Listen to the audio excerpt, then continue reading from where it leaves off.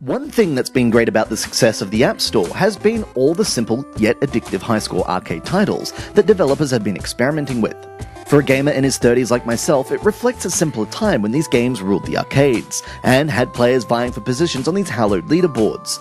Super Tiny Leap takes this idea, an old-school aesthetic, and turns it towards the vertical climbing genre that Doodle Jump popularized all those years ago.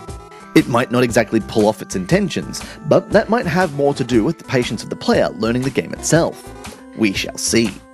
The game is played via one touch. Your little pixelated buddy is looking to hop into the air, and by tapping the screen you place a jumping block to aid him in his quest to reach new heights.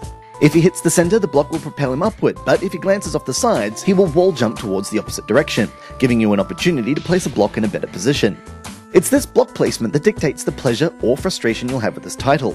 The tapping is not exact, but it's close enough for you to learn to compensate, and given that you only have a finite number of blocks, collecting more on your travels, but they do get scarcer and scarcer, you can see how a block placed not exactly where you wanted it can throw a wrench into your plans.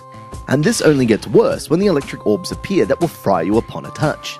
And if getting the hang of one mode wasn't intriguing or maddening enough, there are two other modes: Binary and Extreme. Binary places you in the care of looking after two robots at the same time, keeping both alive, and Extreme mode is basically just the normal mode on steroids. It's sort of reminiscent of all the modes in Super Hexagon, where after having a play of a more difficult game, loading up the normal mode surprises the player as their skills have suddenly improved. Perhaps not by a large margin, but enough to keep the challenge fires lit in the player's belly. So, can Tiny Leap be recommended? Well, if you like your game simple and full of challenge, especially if you like chasing high scores, this title will certainly keep you busy.